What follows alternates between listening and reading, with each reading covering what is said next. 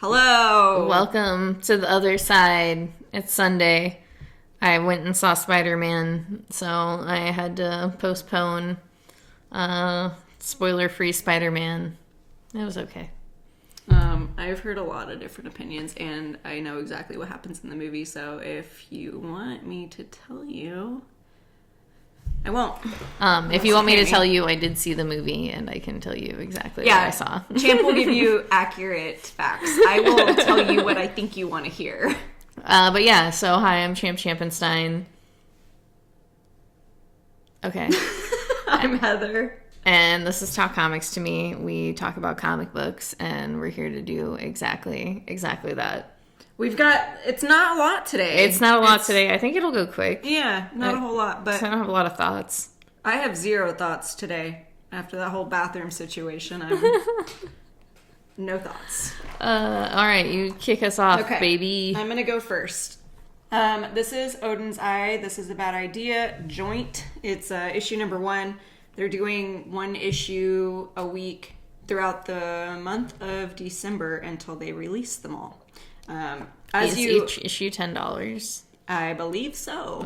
Unfortunately, it is, in my opinion, worth it. With like how it's. Yeah, no, there's a lot there. Yeah, it's a lot there, and I was surprised because the story actually is all of that. So I do feel like it is worth it, but my wallet does not agree with me on that.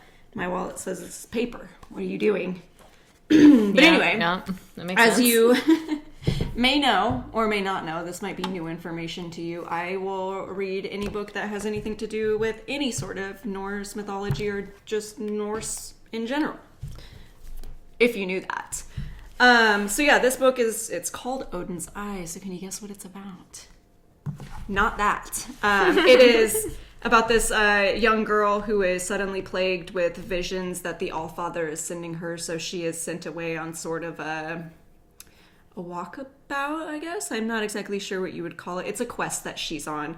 Stuff happens and she decides to leave it because she's like, nah, this is not what I wanted to do. Goes back home and she is punished by Odin in multiple different ways. So sounds about right. This is her trying to like get back into Odin's favor so that he can use her for the visions and stuff that he was trying to do to begin with. But as you may know, Odin's a dick. So sorry. But I was like, who are we looking at? I was trying to talk to Allfather. I don't know where he is all around us. But I really enjoyed this because the art, for one, is absolutely incredible. I really, really like it. I like the fact that this little girl is just like murdering people. I think that's really cool. Sounds right, honestly. And I don't want to say their own twist on the mythology aspect of the gods and stuff, but they do tell their own story, and I think that it was very, very cool the way that they integrated the girl into the story. So I'm excited. I don't have to wait long to read the next one, thankfully. And I hope that the rest of I think it's 5 issues altogether. Okay. And I hope that it keeps going like this because I do really enjoy it. I think it's the only bad idea book that I've read, and I'm like, fuck yeah, that's actually good. Yeah. It's actually really, really good. I mean, you kind of enjoy Pirate Queen. Yeah, I do. But there are some things that I'm kind of about it. Yeah. I don't dislike it. I just like this one. I knew that I was going to like it before I had read it because I had seen some of the art on Twitter, I think it was, that you had sent to me. Yeah. And I knew that I was going to enjoy it thoroughly, just mainly because of that. But again, the whole story is actually really good. That's all I got. Okay. I have a self-defense study guide for trans women and gender non-conforming / non-binary AMAB folks. This is a book written by the Trans Fighters of Oakland based on a lot of community members' advice. So this just has little tips and, I was going to say tricks, but not really tricks. But yeah, I suppose tips and tricks on how to avoid confrontation or how to like deal with any sort of confrontation. I thought it was really interesting. Like I would, I don't know, seems like something worth picking up. It's like really short. A lot of it is just kind of stuff where It's like try it at home before you like work with this out in the public, just in case sort of situations. But yeah, I think it's a good book to check out and, you know, keep around just in case. Read multiple times. Very informative. Very informative. It is at the shop. If you want, I can drop one into your pull file, Marley. They're very I would say they are yeah. very small. They get easily lost on the wall, which is one of the biggest problems. Like when we got it, I thought it was going to be just like a slight bit bigger. Yeah, like a zine. Yeah. Like that's what I thought it was going to be, like zine size, but it's like little pocket brochure size. Yeah, which is cool and nice, but yeah. Worth picking up. It's only $5. Yeah, I would say it's only $5. You get a lot of information in it and a lot of neat tips and tricks. So tips and tricks. So yeah, that's that. Do it, get it. This next book is Hekate's Will. This is issue number 1. Honestly, I read this on Tuesday, so I have an idea. It's a little rough in my mind. I only special ordered this first issue. I like the colors a lot, and the art's really interesting. Just a story about a artist who is doing their last like large street art piece, and they're kind of making it like a puzzle, like a scavenger hunt type of situation. It's like, it's not bad. I don't know, like I just want to read the next issue to see if I do like it. It's one of those things where it's just like, you can't decide based off of that first issue. Yeah, it's like I liked it at face value. Like I didn't hate it. That's it. You know, it's just like, but is it worth it? Like right. I've been trying to be better about that sort of stuff, and like it's hard. I don't need to read something just because it's like slightly interesting to me, but I do think it's like it's a good looking book, and I think it's an interesting idea, but I just don't know. I just don't know what it's gonna do. That's fair. Yeah, that's fair. Okay, so then technically we both have the Eternals. This is issue number 8. Heather did not read this issue, and I mean it's Eternals, and there's a lot going on right now, so it's not like I can really tell you what's happening besides Thanos doing some stuff. And just, like, he's got just this fucking dump truck ass. His ass Who gave him the right? I don't know. Oh, my God. And they had to cover his because they were like, nah, that's embarrassing. We can't put them side by side like that. Yeah, but just, like, this... I remember Kieran shared this panel, and I was like, damn, his ass is so, like, just very detailed. And then I came over here to this page afterwards, like, after reading, and I was like, oh, yeah, his ass. And then it was like, just Jesus Christ. Is he just naked? Is he just wearing a thong right now? I thought that said a new booty. Thanos must be whole again. Well, clearly it Thanos' works. new booty. Oh, my God. We got, Thanos that was clearly the best part of the issue. Thanos' ass aside. I did enjoy this issue. Okay, good. But yeah. That made me a little embarrassed. For Thanos or you? It just made me blush. Seeing Thanos like that I was like not expecting it. Like I said, is he just naked? Is he just wearing like a weird like thong belt it's situation? It's like a cummerbund. Yeah. But the rest of him is just like naked. I have a lot of questions. I've never thought about Thanos in this way before, but now it's impossible not to. Assad Ribic makes me think about a lot of people that way that I never wanted to before. Okay, so Eternals, it's good. It's really this particular book is pretty dense. So if you do read it, I'd almost just suggest like taking your time with it. It's not necessarily like, I wouldn't say it's not worth reading month to month, but I think it's a book that like you have to really enjoy the story that is going on. And I think you have to really like remember shit like pretty intensely. So it's one of those books and that is probably going to be best read in like a trade form. That's very true. Good advice. Wonderful. Because I'm having a very difficult time following along. I'm just moving on so that neither one of us gets hurt. Thank you. Thank you. All right, so now we have Primordial. You've just been holding this up for a minute. Yeah. This is issue number 4. Yeah, we're getting it. You're still on Thanos'. Yeah, I just can't. Okay, so anyway, Leica, Abel, and... the other little monkey. I can't... Duncan? I don't know why I automatically just think Duncan every single time. Mrs. Baker. Mrs. You fool. Mrs. Baker is the human. Isn't she? I thought it was the monkey. I said Cain and Abel. That's not what I meant. Yeah, just a little tiny monkey. Don't worry about it. Okay, it says just Baker. So that would... No, Baker's the little monkey, and then Miss Baker is the one... I don't know. Anyway, 2 monkeys and a dog are in space and interdimensionally traveling, trying to get home. Meanwhile, the woman who had sent Leica into space, or had something to do with that whole thing, pretty much kidnaps a scientist and is trying to explain to him why these animals are still around and alive and why they need to get them back. So...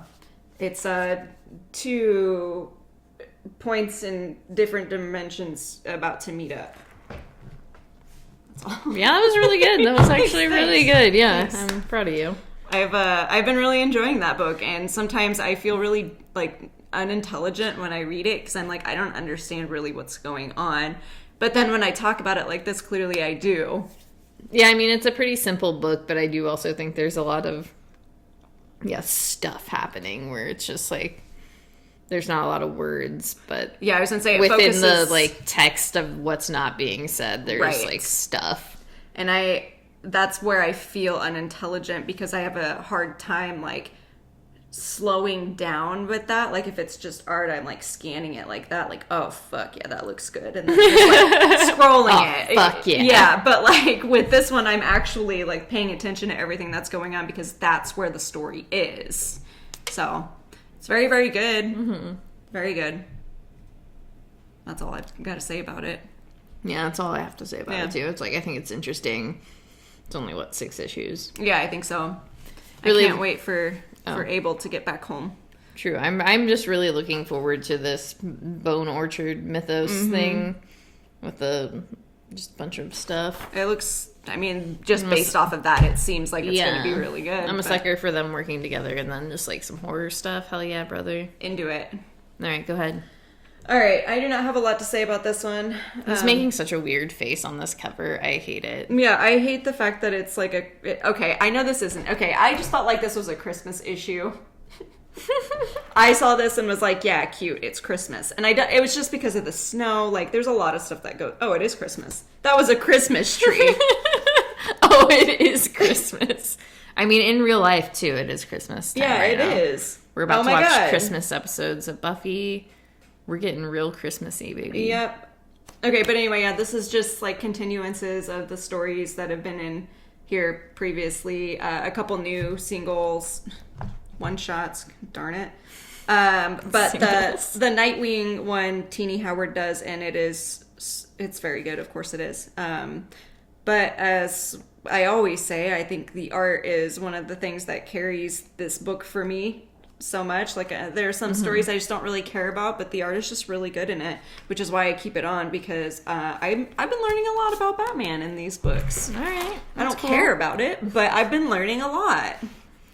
Cool. It's good. I think when I have Batman in small doses like that, it just makes everything better for me. That's fair. Yeah. I can agree with that. And it's always just a collection of really good writers. So that has been a good thing about that book. Okay, I guess I'm gonna move on. This is Black Manta. This is issue number 4. Just trying to get to the bottom of some stuff. Black Manta is. That's all I'm gonna say. It's 4 issues in. That's 4, and there's 6 of them. And there's right? only 6 of them. 6, yeah. So it's pretty close. Pretty close to the end. It's hit what it's supposed to be doing. This issue kind of delves a little bit deeper. I like the book. I think it's interesting. I don't think you necessarily have to know anything about Black Manta, really, but might be helpful. Mm-hmm. I think I have enough information that I can fill in blanks, but... Because you were on Aquaman for a while. Yeah, I was on Aquaman for a while, and I've read, like, some Aquaman in passing, so... I'm just going to move on. I'm just going to keep going. This is... God, I forgot I have, like, 3 Jeff Lemire books this week. Yeah. I did not even realize that either. I was just thinking about that when I saw it. I just picked this up, and I'm like, wait a minute. So next I have Robin and Batman. This is issue number 2. This is, I think, only going to be 3 issues. Yes.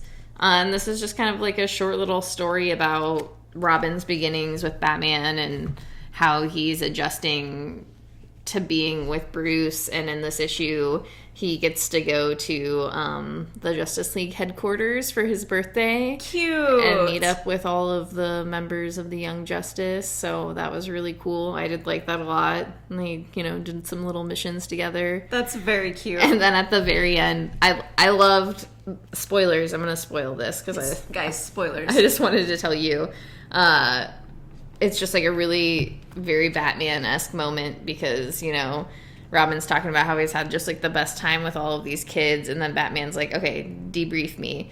And Robin just, like, talks about all the ways he would, like, take out each kid member of this group and, like, what, like, their weakness is.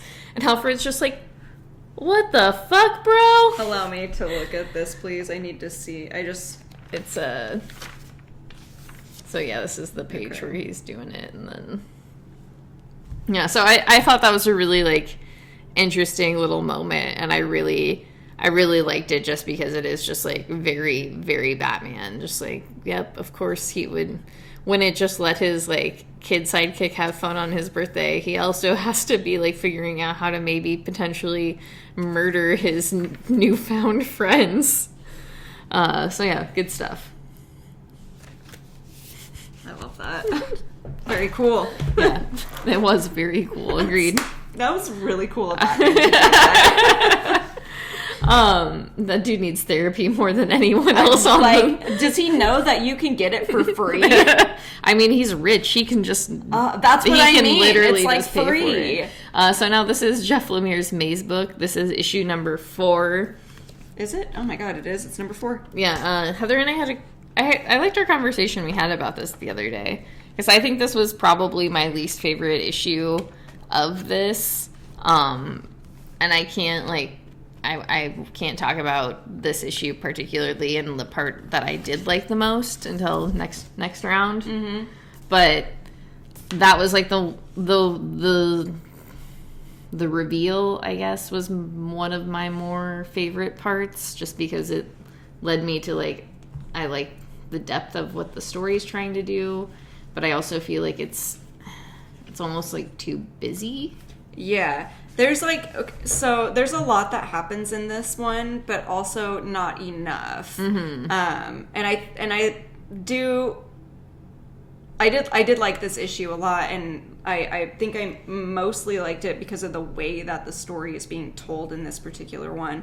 There was some things that I didn't like about it, obviously, but I'm not going to reveal them because aside from Robin and Batman, no spoilers. But I will show one of my favorite things, like the way that this story is told. They're going through a maze. Mm-hmm. So each issue is them going through the maze. Or page, issue, not issue. But yes. Yeah, it's really cool. Every turn that they take, every street that they go down, that's how the story is being told. And I really, really love that. I like the way that he is dealing with his grief in here. Mm-hmm. I don't know. I really like this book still. Yeah, no, I still do really enjoy it.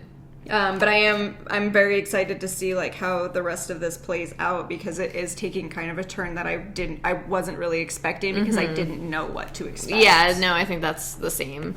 And I just don't want to give away this reveal because it is literally the very end of the book. Yeah. That's fair. Yeah, the last page. Yeah.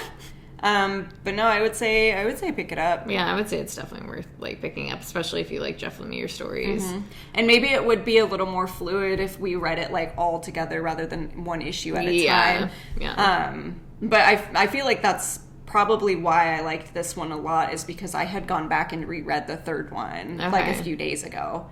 So it was still like fresh in your mind. As I was reading it, it just kept going and there wasn't like a pause in between them. But I don't know, that could just be, we do have different opinions sometimes, so who knows? I mean, I don't dislike the book by any means. I just mean that we liked different things about it. Yeah, and we did. The one thing that I was kind of on the fence about was the one that you did like. So who knows? I don't know. I don't know anything. So I am going to keep going. You know a lot. This is AWA's Out, which I like the play on the word there, considering this man in the book is queer. But he's not out, so I just needed to point that out. So this takes place during World War II. The main character, Nakano. No, that's the mayor from Batman. That's Nakano. Yeah. Is it? Okay. I was going to say, is it the same guy? But that's not it. Anyway, he is a Apache, I believe. I don't want to say where he is from exactly because I can't remember and I don't want to read the entire book to get it. But anyway, he is native. He is being used as a translator. He can pick up languages very, very well. So he is in a prisoner camp at current moment. The other prisoners that are there are from the United States, across the country and stuff. They've all teamed up together to try to break out.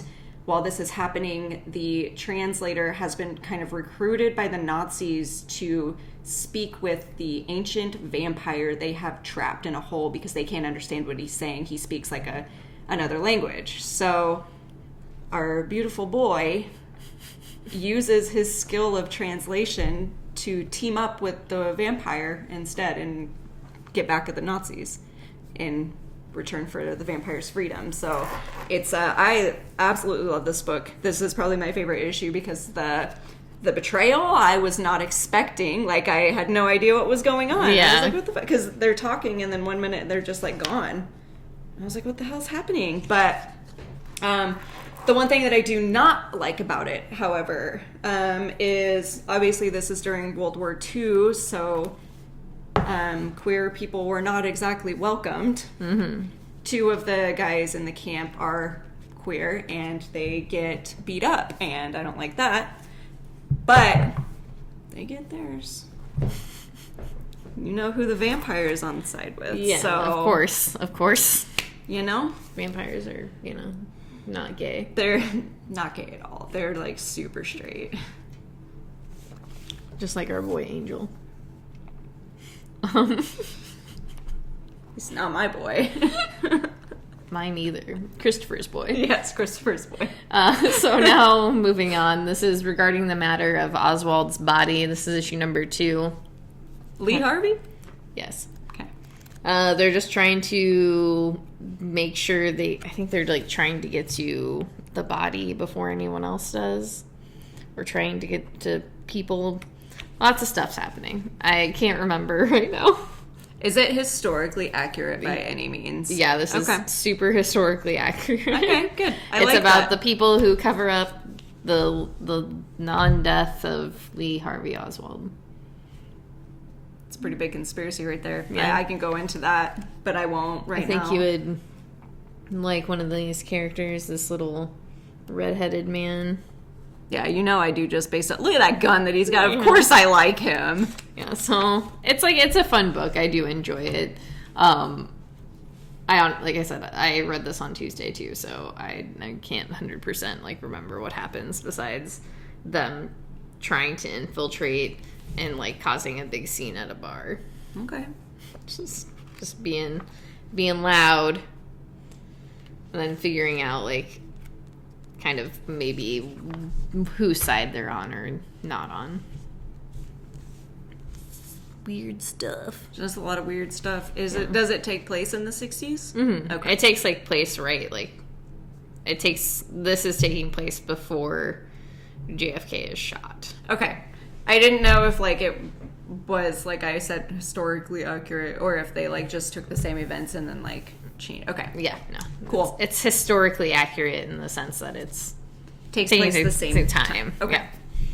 Yeah. So now I have Gilliam March's Laura and Other Stories. This is issue number 2. This is just a weird book. I can't. It's just like normal life stuff, but it's just ladies' asses and boobs. Basically, Laura and her friend are talking about a night that her friend basically made out with the dude that Laura wanted to be with, and then the aftermath of that, and them talking and hanging out on the beach. So, like, no horror? There's no horror in this, no. Just, like I said, just ass and... Just real life ass. Just ass and boobs.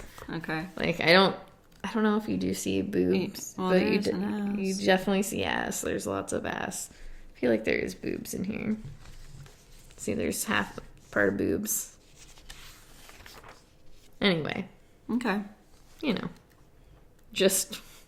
Ass and boobs. Ass and boobs. Just a weird story. Like I said, just life. Yeah. And just reading it is just like, well, this is life.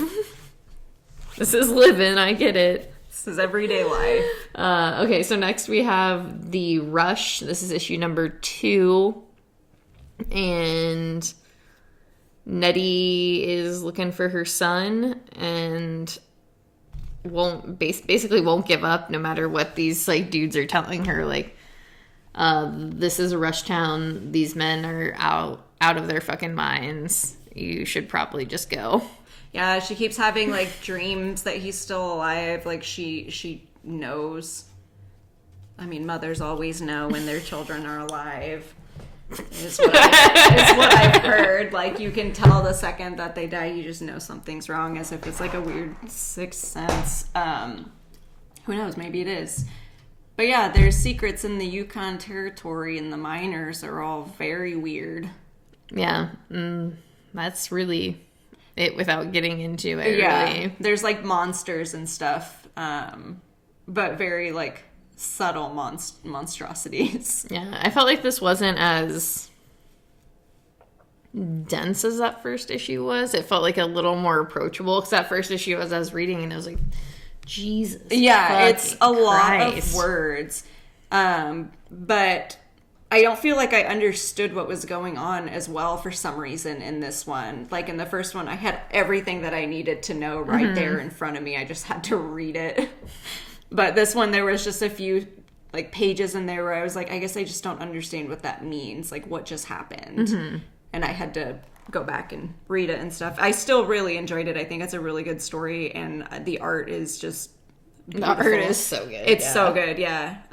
But I really enjoy it. I like the fact that it's like a slow creeping kind of horror, and you have an idea that something is going to be happening, and something did happen. You just aren't quite sure what it is yet. Yeah. Nathan Gooden. Very good. So I was just like I couldn't remember who did the art. Addison Duke does the colors, because the colors are also just like really fucking good. They're and so neutral, yeah, except and fit like when so well. Yeah, like the blues of the snow, like how it's not quite white because it wouldn't be, Anyway, it's really good. The first issue is a lot to read, but it is worth it if you get through it. And then I think if you like horror stuff, the way this like works is really good. It's good. It's good. Okay, so now I have Adventure Man. This is issue number 7. Just Claire doing Adventure Man stuff at this point. Like, just her family trying to figure out how to make the serum to make her Adventure Man, because they're running out of that. And that's it. That's really it. Ghosts. There's ghosts in this issue. There's ghosts. There's ghosts in this issue. That's fair. There's not much to say at this point, because, I know. It's like, they've gotten past that first story arc where it's like, okay, here's how she becomes Adventure Man, and now it's just like, now she's just doing now she gets to go on the quest. Yeah. Okay. All right, I'm ready. All right, this is Newburn. This is issue... Sorry. No, go. No. You go. It's issue number 2. I liked the interviews with people from the streets about Newburn. Yeah, so he is trying to recruit the woman that he caught in a lie in the first issue. She's trying to figure out who exactly he is, so she is interviewing people while she kind of works with him, like travels around with him and shadows him, if you will. Yeah, the art is so good in this. It is. I really like the colors too quite a bit. I think it's an interesting way to tell a story. Like the relationship between them and like with this issue, like weaving in the fact like outsiders' perspectives. I like that a lot. I love a good detective story. And I mean, this is my favorite kind of detective because he's just a piece of big shit. old piece of shit. Yeah, he is a piece of shit. I love him. Yeah. No, that checks out. That checks. But yeah, I especially if you like any sort of detective story, would say this is one to check out. It's only 2 issues in, so if you want to check out the first 2 issues and get a handle for it, definitely. And it's worth not it. like the main reason why I don't really read these types of books are because I have a hard time following them. Because a lot of people, or at least the ones that I've read, when they try to tell these kinds of stories, they're like, let's throw as many twists and turns as we can so that we can confuse the person. I don't like that. Just tell me the story. Yeah, that's fair. Yeah, but this is, for me, it's like very easy to follow because there is little teeny tiny twists and stuff within what's happening, but it's not anything that I can't follow and like figure out for myself. Yeah, it's just there to tell the story. And it's very straightforward. Like, right. This is what it is. Right. So I really, really enjoy it as well. I like how, even 2 issues in, how developed both of the characters are and you know who they are. No messing around. Yeah, that is true. Even all like the side characters and stuff, like the guy at the newspaper, when he comes out of there, I was like, oh, that guy's a dick. Like, you just know. Yeah, like the characters are already built in so well. Yeah, it's a very true statement. Anything else? No, that's it. That's all I got. This was a quick day. We didn't have very many books today. No, we didn't. And we did not get as distracted as I thought we would. I actually am really proud of us. So yeah, that's it. It's been a week. Go take care of people. Go support your local comic book shops, your local libraries. If you can, donate money to trans folks. Donate money to people doing the work on the street. Donate money to people to take care of people. All the stuff. Give money if you have it. If not, do what you can for others. And that's all I got. Heather? I love you. All right, we'll see you on the flippity flip.